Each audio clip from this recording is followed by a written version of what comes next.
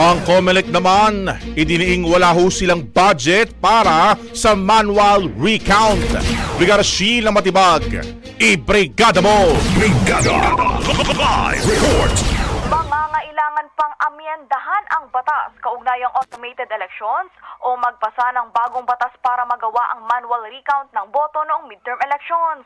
Ito ang sinabi ng Commission on Elections o COMELEC kasunod ng kamakailang panawagan ni detained senatorial candidate Apollo Kibuloy para sa manual recount.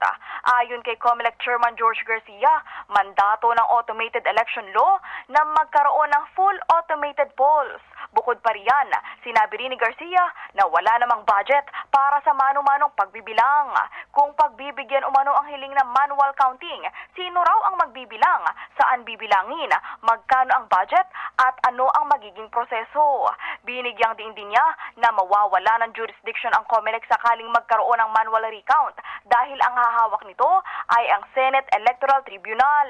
Mababatid na unang sinabi ng ahensya na ang maaaring gawin ng mga kumekustyon sa resulta ng eleksyon ay maghain ng election protest. Noong Sabado, opisyal nang iprinoklama ang 12 winning senators para sa 2025 national and local elections. In the heart of changing lives, ako si Brigada Sheila Matibag ng 105.1 Brigada News FM Manila, The Music and News Authority.